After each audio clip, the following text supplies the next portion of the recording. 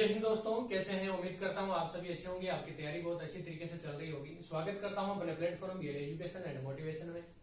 अपना Telegram channel BL education motivation को join करें ताकि सभी प्रकार की नोटिफिकेशन, इन्फॉर्मेशन और अपडेट है आपको Telegram channel BL education motivation पे प्रोवाइड करवाई जा सके।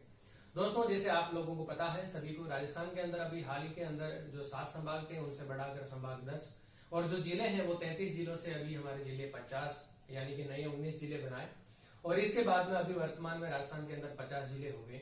और अब सभी भाई बहन जो भी तैयारी कर रहे हैं, जो भी अभ्यर्थी हैं, उनके मन में यही डाउट, यही संशय है कि जो आगामी आने वाली इसी साल के अंदर जो घोषणा की गई जो भर्तियां हैं, इन भर्तियों के अंदर जो पेपर आएगा हमारा, उनके अंदर नए जिलों के अकॉर्डिंग जो भूगोल और इतिहास है वो पूछा जाएगा या पुराना है वो चलेगा। क्योंकि ये स्वाभाविक है कि जब राजस्थान हो चाहे कोई भी स्टेट हो, जहाँ की अगर बाउंड्री है, अगर उसके अंदर बदलाव हुआ है तो वहाँ का इतिहास और भूगोल ये दोनों ही चीजें हैं वहां पर बदल जाती हैं। क्योंकि फैक्ट नहीं बदलते लेकिन उनका स्थान है वो बदल जाता है। जैसे अभी नागौर है, नागौर जिले से जैसे 2 जिलों का गठन किया, जैसे कुचामन और डीडवाना है, इनको अलग कर दिया।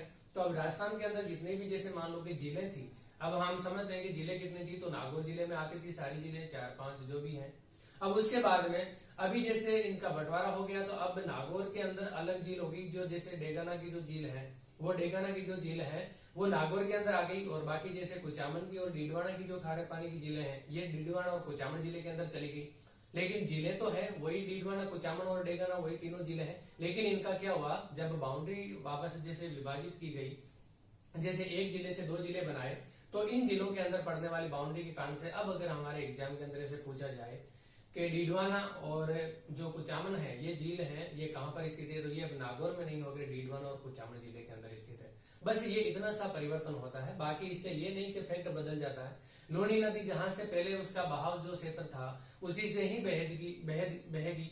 चंबल नदी है वो पहले जहां से बहती थी वहीं से बहेगी। बनास नदी है वो जहां पहले बहती थी वहीं से बहेगी। अरावली पर्वतमाला जहां पर पहले विस्तृत थी अभी भी वहीं पे विस्तृत है, लेकिन उनका क्या हुआ है, स्थान बदल गया। जैसे मान लो कि कोई भी चोटी है जो पहले मान लो अजमेर में पड़ती थी, तो अब वो जैसे ब्यावर में पड़ने लगी। जैसे अभी लूणी नदी है जिसका नागपाड़ है, वहां से उनका क्या होता था, उद्गम स्थान था लूणी नदी का।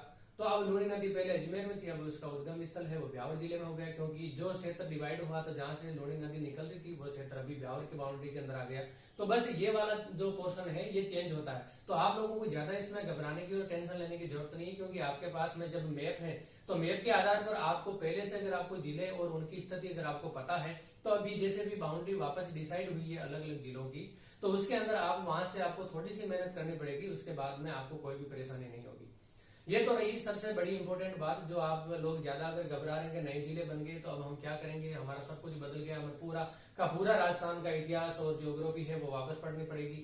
ऐसा कुछ भी नहीं है, क्योंकि जो आप चीजें पढ़ी हुई है उन्हीं को ही खाली एक बार फ्रेश माइंड से अगर हम देखेंगे वापस डिवाइडेशन के आधार पर कि पहले जो इसमें आती थी अब इसमें आने लगी, और जब आपको मैप के ऊपर आपको पूरी जिलों की स्थिति है वो आपको पूरा याद है, आपको पूरा पता है, तो आपको ज्यादा इसमें परेशान होने की जरूरत नहीं पड़ेगी। अब इसके बाद में दोस्तों रही बात, मुख्य बात, कि हमारे जो आने वाले एग्जाम है इनके अंदर नए जिलों के आधार पर क्वेश्चन आएंगे या पुराने जिले हैं उनके आधार पर क्वेश्चन आएंगे।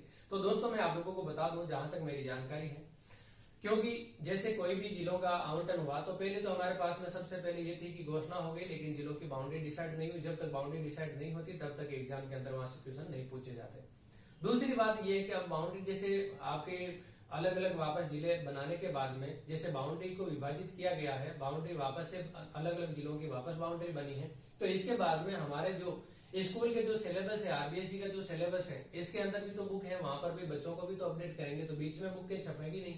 और जब तक आरबीएसई बुक नहीं छापेगी, जब तक हमारे एग्जाम के लिए कोई भी गवर्नमेंट की तरफ से अगर कोई ऑथेंटिक जो बुक है जहां से हम एग्जाम के अंदर अपील करते हैं कि ये क्वेश्चन यहाँ पर है जो सरकार की तरफ से दिया हुआ है, इसकी जगह ये है और इसके आधार पर हमने ये किया था, तो हमारा ये सही होना चाहिए या गलत होना चाहिए, तो ये डिसाइड जो भी है तो गवर्नमेंट बुक के आधार पर ही होता है। तो गवर्नमेंट की जब नई बुकें छपेगी और उसके बाद में जब वो पाठ्यक्रम हमारे को पढ़ाया जाएगा स्कूलों के अंदर, और जब हमें बोला जाएगा कि यहाँ से आपके क्वेश्चन बनेंगे, तब हमारे वहां से वापस हमें पूरा राजस्थान का जो भी इतिहास और भूगोल है इसको अपडेट करना होगा। तब तक आपका जो पुराना है इसी से ही 99% चांस यही है। मैं ये 100% नहीं बोलूंगा, क्योंकि बोर्ड है, बोर्ड के क्या दिल में चल रहा है, क्या वहां पर किस हिसाब से वो एग्जाम लेते हैं, क्योंकि अभी अगर नए जिलों के आधार पर ला तो ये विवादित जो है परिणाम ज्यादा इसके हो सकते हैं। तो मेरे आइडिया से, मेरे अनुमान से यही है कि आप लोगों का जो पुराना हमारा जो इतिहास और ज्योग्राफी है उसी के आधार पर क्वेश्चन आएंगे। हाँ, आप लोगों के एग्जाम के अंदर अभी ये चीज पूछ सकते हैं, आपके ये एग्जाम के अंदर आ सकता है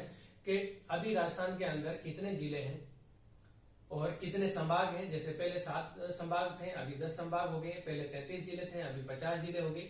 एक तो ये चीज पूछ सकता है। दूसरी चीज आपको ये एग्जाम के अंदर पूछ सकता है कि कौन से जिले से कौन सा जिला है वो अलग किया गया है, किन किन 2 जिलों की बाउंड्रियों, 2 जिलों में से कुछ भाग है वो निकालकर एक नया जिला बनाया गया है, कौन कौन से जिले हैं वो किस जिले से अलग हुए हैं। ये चीजें हैं वो आपके एग्जाम के अंदर पूछ सकते हैं, जो करंट के परिदृश्य से आप लोगों के लिए काफी महत्वपूर्ण है। बाकी मेरे अनुमान से ये पॉसिबल नहीं होगा। अभी जो भर्तियां घोषणा हो चुकी है और जब तक वापस हमारा आरबीएससी की नई बुकें जब तक नहीं आती है तब तक आपका जो एग्जाम है पहले के जो हमारा पुराना इतिहास और जो भूगोल है उसी के आधार पर ही आपको क्वेश्चन पूछने की पूरी संभावनाएं है। तो दोस्तों ये मेरे अनुमान से मैंने आप लोगों को बताया। बाकी मैं आपको ये नहीं बोलूंगा कि आप नए जिलों का जो आवंटन हुआ इसके आधार पर आप हिस्ट्री और भूगोल नहीं पढ़े। आप पढ़िए अगर आपके पास में समय है तो, लेकिन आप ज्यादा पुरजोर जोर उसी चीज पे दीजिए जो आप पहले से पढ़ते आ